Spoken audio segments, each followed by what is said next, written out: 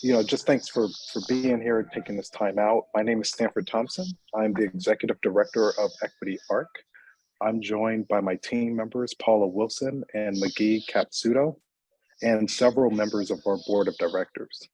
We're very, very excited to release the report from our National Pathways Festival and annual convening held in Cincinnati in March. We're also very thankful to the Cincinnati Symphony Orchestra for hosting and the Paul M. Angel Family Foundation for their inspired support of the festival and convening.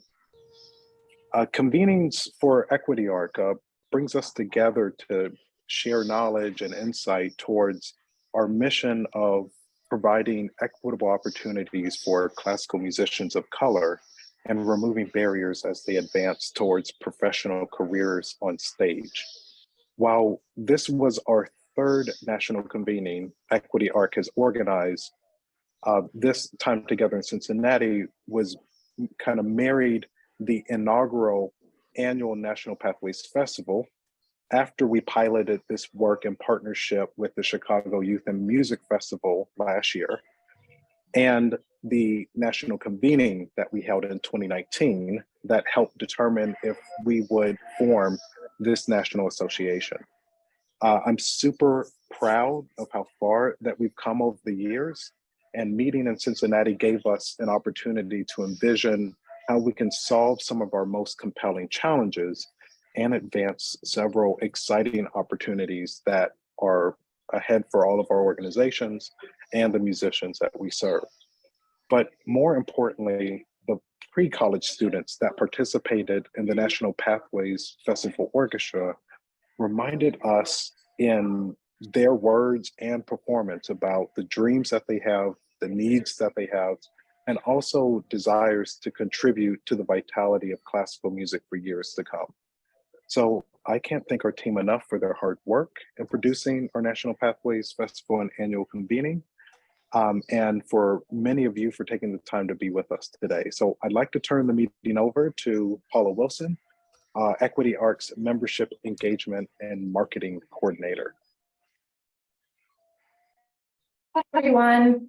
Thanks so much for joining us for our post-convening session. As Stan mentioned, I'm Paula Wilson, and I work with Equity Arc. And in the next hour, I'm going to share a little bit about what happened at our festival and convening, and then we'll have a discussion on our collective next steps. I'll just do a quick rundown of how this hour will go forth. We'll start with a recap of the convening and action items that will provide context for our discussion. And then we'll break into groups by stage of musical development based off of what stage that your organization serves. And then we'll come back together and share the outcomes from that conversation and discuss action items that touch each stage of the arc. And then finally, we'll end with next steps. And so I'm going to share a quick video. I'm going to do my best to turn our 44-page report into a 15-minute presentation. McGee will put that in the chat in case you didn't get a chance to review it. But I'll share my screen and start with a video to throw back to our time together in Cincinnati. What I would love to see in the space of classical music is equal opportunity for BIPOC musicians, and I think that Equity Arc is playing a really important role in helping to solve challenges and answer questions. The National Pathways Festival Orchestra and annual convening brings our young people together in mentorship with professional musicians, allowing them to connect with one another and also to share with administrators across the country their ideas for the future and the dreams that they have. When I envision the future of classical music, I see orchestras filled with musicians that look like the members of the National Pathways Festival Orchestra. I imagine us performing music that's not only standard today, but the music of the future, and will make a larger impact on the rest of the world. The convening has been really remarkable, the opportunity to learn, to find solutions, and to figure out how we can be thought partners and interveners in helping to advance really important work and ameliorate a landscape that has struggled for some time. There are even greater opportunities for these musicians today, and hope that our collective effort provides a space for all of them to be seen as classical musicians in this country.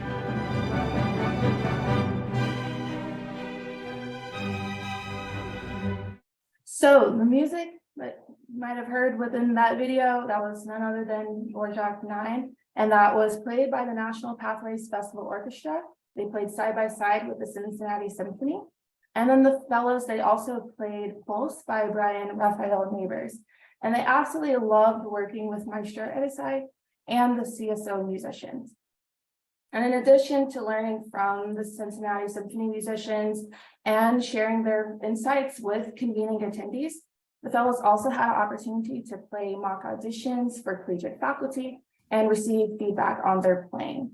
So I want to take a quick moment to thank all of the partners who made the National Pathways Festival a transformative experience for our young Pathways musicians. Okay, so now let's move on to discuss what transpired at the annual convening. We had 125 administrators, funders, parents, and musicians convene in Cincinnati to participate in conversations focused on 4 stages of musical development, or what we like to call the ARC. And those stages are pre-college, collegiate and conservatory, pre-professional, and summer study. So moving to the pre-collegiate realm, it's been one of our early focuses, particularly with Pathways programs. For anyone who might be unaware, Pathways programs provide free or low-cost intensive musical training and mentorship to underrepresented musicians. And they have a track record of developing musicians who enter top higher education music institutions. And so our work with Pathways programs across the nation has led to the formation of the National Collective for Musical Pathways, where members are able to share insights, they can access strategic consulting opportunities, and are eligible to apply for funding through the Paul M. Angel Family Foundation. And of course, their musicians of color can audition for the National Pathways Festival Orchestra. So the pre-college portion of the convening featured a panel of Pathways musicians. We also had breakout conversations with parents of those Pathways musicians, and there were pre-college working groups that were split into 3 subcommittees. So some of the things that came from the Pathways panel, we were able to hear from Pathways musicians from different programs across the country. They shared the impact of their programs and also their hopes for the future of classical music. They discussed the importance of prioritizing mental health, and they were very grateful for the emotional support that their program managers provided, in addition to financial and musical support. Additionally, they emphasized the impact of mentorship and shared a strong interest in paying it forward to the next generation of musicians. They're very eager to give back as mentors, teachers, and administrators within their communities. And then finally, an underlying theme of the conversation was the value of being around musicians with similar backgrounds and aspirations as them. They encourage administrators and funders to prioritize providing these sorts of opportunities for young people, especially the ones that they're wanting to recruit. And so we were very grateful to be able to have a space for parents to convene with each other this year. Familial support is vital to musicians' development, and we learned quite a bit about what is top of mind for them. So the classical music world is, of course, full of jargon and procedures that can be unfamiliar to newcomers. And so there was a general consensus that resources are needed to help parents and guardians understand those field secrets. Parents also are interested in staying connected with each other so that they can identify and learn ways to strengthen the support that they offer their children. And then lastly, parents are they shared some uncertainty, some anxiety about guiding their children across the arc, especially once they graduate from college. And so there is hope that institutions will be able to provide additional clarity. So for the pre-college working groups, as I mentioned, there were 3 subcommittees. There was sustainability, which was dedicated to growing the visibility and financial stability of Pathways programs. Governance, which works to create policies and infrastructure for the collective. And then partnerships and collaborations, which engages the community to enhance what they offer to their musicians. And so some key takeaways from those conversations was data collection and the importance of it, not only collecting the data and sharing the stories, but making sure that that data does not reduce the work just to statistics. There was also quite a bit of conversation on what is needed to equip musicians for a portfolio career to address the reality that 21st century musicians typically have more than one focus. And then lastly, there's a lot of conversation of what is needed to make the Pathways program sustainable and to grow nationwide. And some of the consensus was that it's important to share best practices, engage with community members, and raise the visibility of those programs so that they can continue to succeed. Okay, so once musicians graduate from high school, they enter a pivotal stage of their musical and personal development, college. It's typically the first time that musicians are away from home for a long period of time and away from the structures of their pre-college programs. And so it can be filled with quite a few challenges that are specific to musicians of color. And so at the convening, we heard from collegiate faculty in a panel conversation, and collegiate administrators and faculty members also participated in working groups to explore strategies to help their musicians transition into college and prepare for a career in classical music. So we learned from faculty that there is interest in making connections with prospective students at earlier stages of their musical development. Faculty have emphasized that it's important for higher education institutions to provide the adequate resources for prospective students to enter those institutions. And then faculty has also expressed interest in expanding repertoire. And then there's a general consensus that it's important and helpful to have a shared audition list across institutions to eliminate any unnecessary barriers for prospective students. On the collegiate administrator side of things, they shared an interest in collaborating with Equity Arc to strengthen data collection and institutional success. They also shared commitments to working with pre-college programs to help students identify the best school for them instead of poaching for their own institutions. And then they also shared commitments to providing resources and funding for Pathways alumni to thrive on campuses. So we'll move to pre-professional. Once musicians graduate from college, many of them seek pre-professional training opportunities. And the most common pre-professional music program is an orchestral fellowship where musicians receive mentorship and planning opportunities from professional musicians. So at the convening, we had a panel with young professionals spanning from the collegiate stage to the professional stages. And then we also had a pre-professional working group that worked to identify and address the needs of musicians at this critical stage. So with the musicians panel, they really keyed into the focus of support systems and what was needed to get them from one stage to another. And they said that it was really important to have support from family, mentors, and their local music programs. And without them, they wouldn't be where they were. On the topic of identity, they shared that they're interested in bringing their full self to the musical stage. And that includes their cultural and other musical influences. And then on the topic of mental health and success, they were talking about their struggles with trying to be perfect and perfectionism and how that can take a toll on their mental health. And instead, they shared broader definitions of success that relates more towards financial stability, being fulfilled emotionally, and making an impact on their community.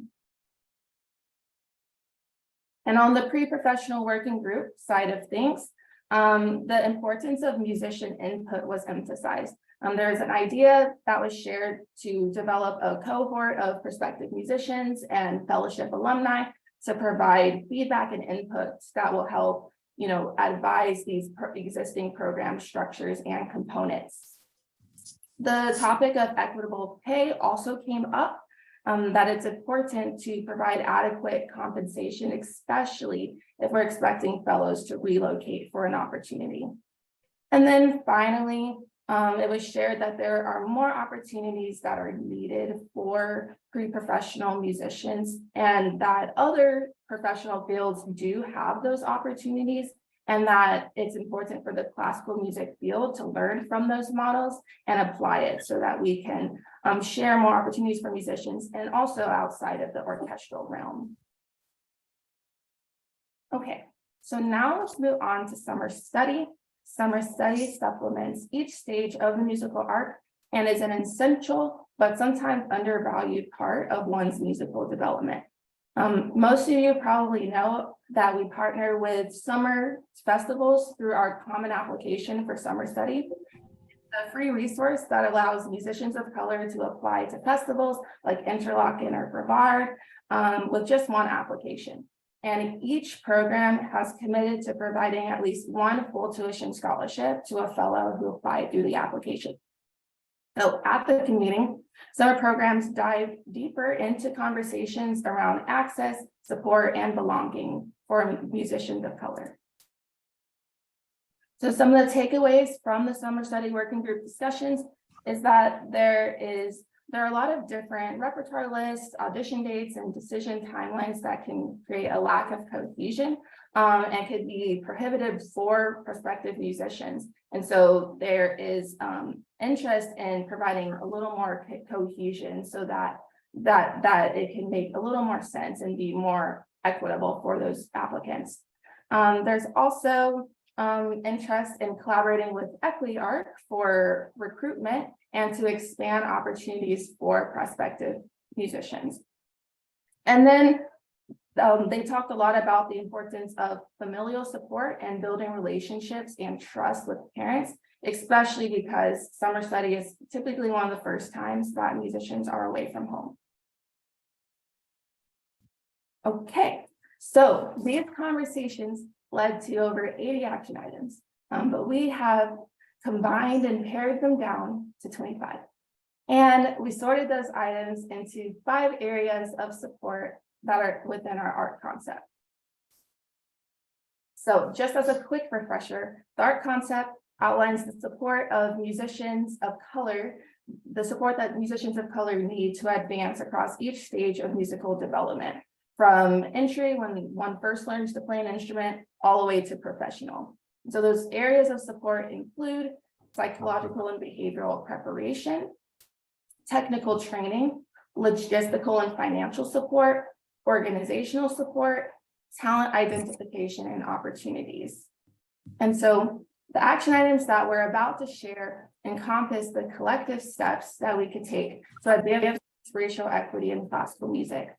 And items that are involved, the improvement of individual programs, those fall into the category of best practices, and that we'll explore those ideas further in future conversations.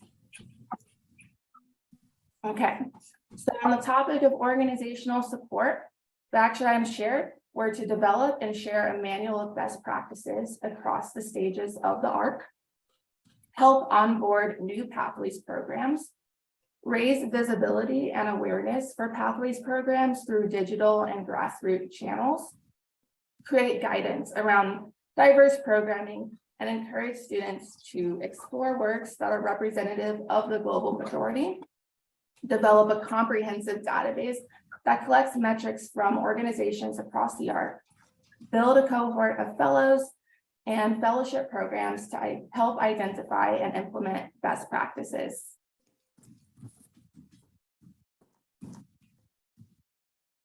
On the technical training side of things, and this is, certain items that will be beneficial to help students master their craft. That's commission a work for the National Pathways Festival Orchestra to identify or commission works from BIPOC composers that help to build the technical and musical foundations that are learned through studying early Western European composers like Bach.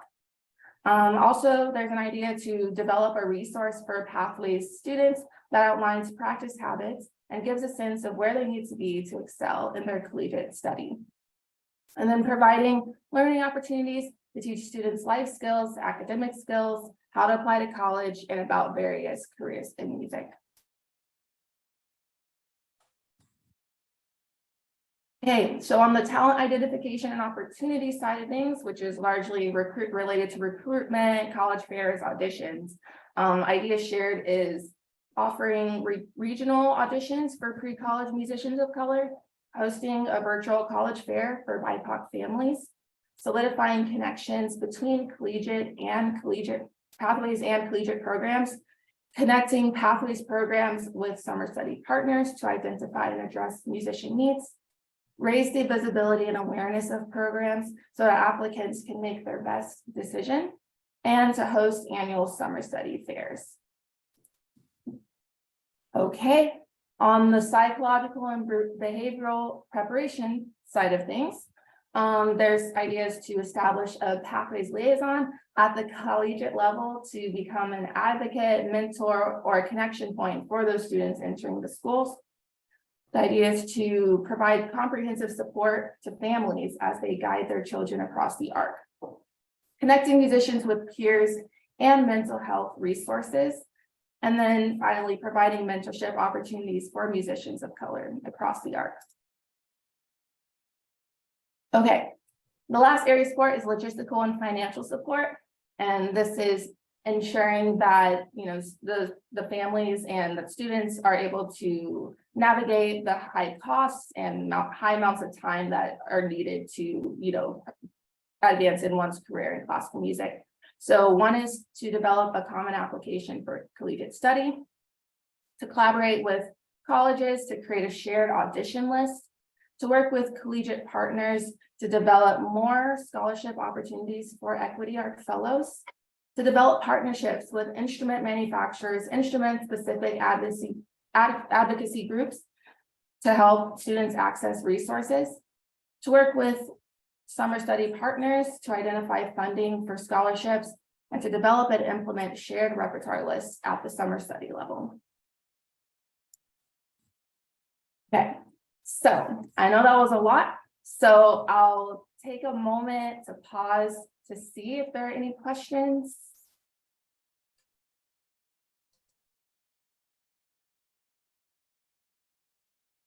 Okay. Hey, hi Paula, it's Marshall, New Jersey, Cincinnati. I just wanted to say thank you. That was amazing that you kind of boiled it all down in a very clear way. So thank you. One of the questions I have is with the ARC, I'm just wondering, is there, like at every stage of the ARC, is there a parent component or a community component? How does that work? So that the ARC for parents is also spelled out a little more clearly. Yeah, so we actually have put on the parent side of things, we omitted that from this presentation, mainly because this session is during noon and most parents are at work. But yes, we do want to expand at a certain point to include parent input outside of pathways as well. And so right now, mainly the parent component is with the pre-college realm. That's who we have access to. But we absolutely are interested in developing that out further. And I don't know if Standard McGee wants to add anything to that. No, I would just add that I think we have an opportunity to talk a little more about that. We made sure parents were included in our recent convening in Cincinnati, and we've learned that there's a lot more to uncover. So Marshall, from you and others, I would also encourage in our breakout discussions, if there's opportunities to begin talking, sharing ideas about parent involvement and let's call it community involvement once these musicians reach an older age, let's be sure to include that.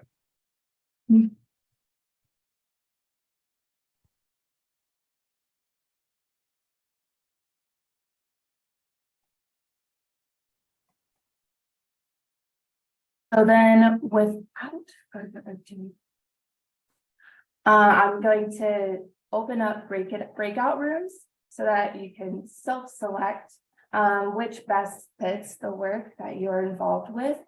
We have 4 different rooms. First is entry and pre-college, and then the next is college. The third is pre-professional and young professional. And then the last is summer study. And so I'll open that shortly. Each room will have a facilitator and a Google Doc that can be used as a collaborative tool to share any feedback, ideas, and most importantly, ranking those action items from highest to lowest impact or priority.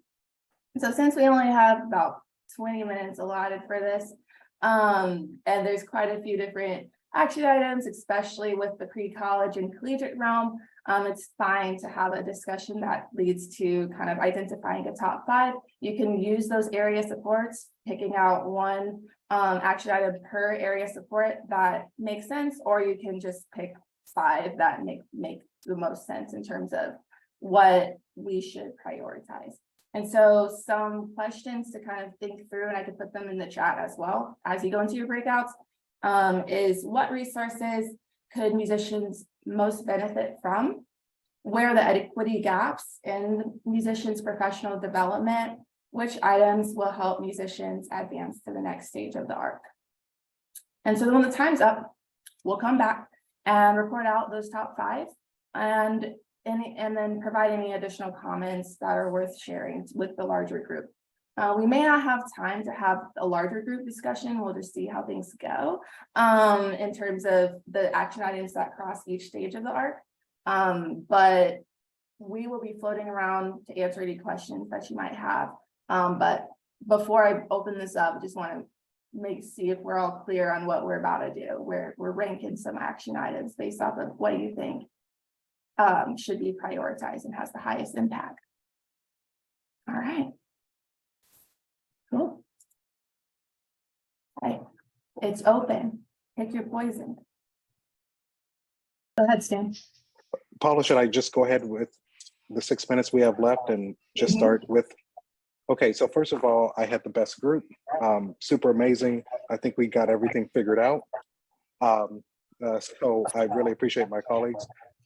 In short, I think that we have recognized that several of the priorities are kind of they all touch one another in many ways. We kind of said it would be great if we could have like the app store where musicians can come in and get the type of things and supports that they need. But several things kind of bubbled up to the top. Garrett talked about the role that like the American Composers Orchestra and maybe a national consortium could play in kind of repertoire and knowing that the music being taught in conservatories is not really, or the training is not maybe living up to some of the challenges and styles of music that's being presented on stages today. We also talked about the transition out of college into the real world and how much support is needed then. We came back, Marshall talked a lot about kind of what it means to kind of build community support, kind of a village that can help support these musicians, connecting families across the arc. And also just making sure that in fellowship programs, this came up from several folks in our room whose professional orchestras run fellowship training programs, but simply how those programs can ensure that musicians are receiving really great support to help them in that space kind of after college before they hit the professional stages. That's our group, the pre-professional amazing group.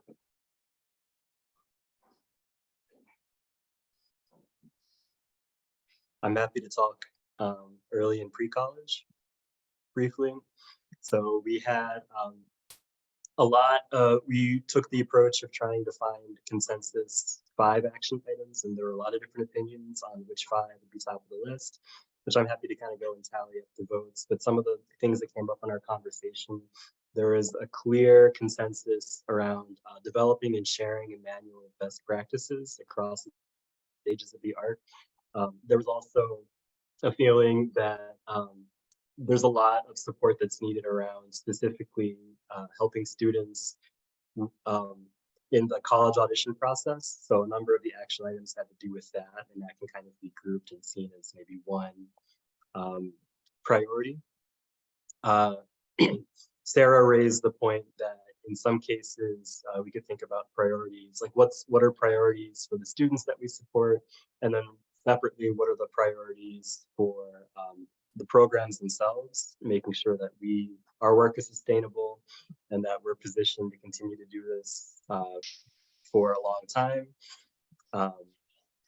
We also had a brief discussion about developing a common application for collegiate study, recognizing that right now there is a common app, but that not all music schools use it. So in some cases, students are filling out a common application and then, several separate applications for other schools. We talked a little bit about a need to support parents along the various stages of the arc, connecting programs themselves, our pathways programs with summer study partners. We also acknowledge that a lot of these things are happening already and can maybe just be done in a more organized or unified way. Is there anything that I missed from our group? Which I think was officially the best group, by the way. Okay, thanks.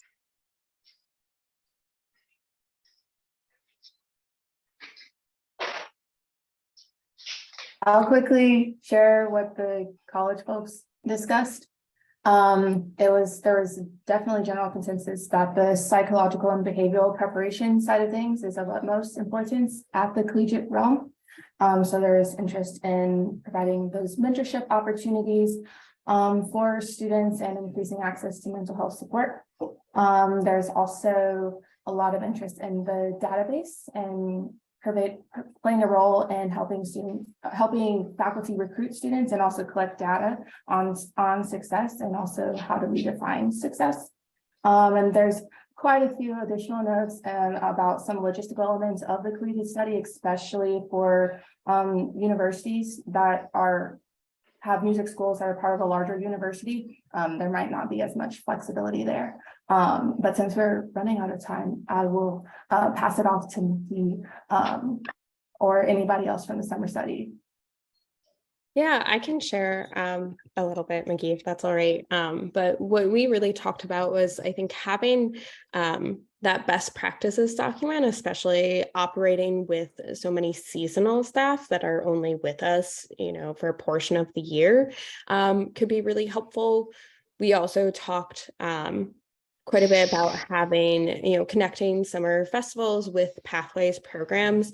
And with that, providing mentorship opportunities and support for families, especially after students leave our summer festivals, and how can we continue to support them after. And kind of as Paula said earlier, for students, especially the younger students, this might be their first time away from home.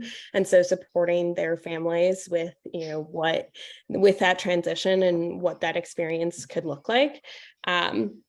And then just finally, we talked quite a bit about, raising awareness of various summer fairs. So students and their families are knowledgeable about the different aspects of the program and just ways that we can help support students. And we had talked about the annual summer study fairs in the common application fair, which we actually did in December last year.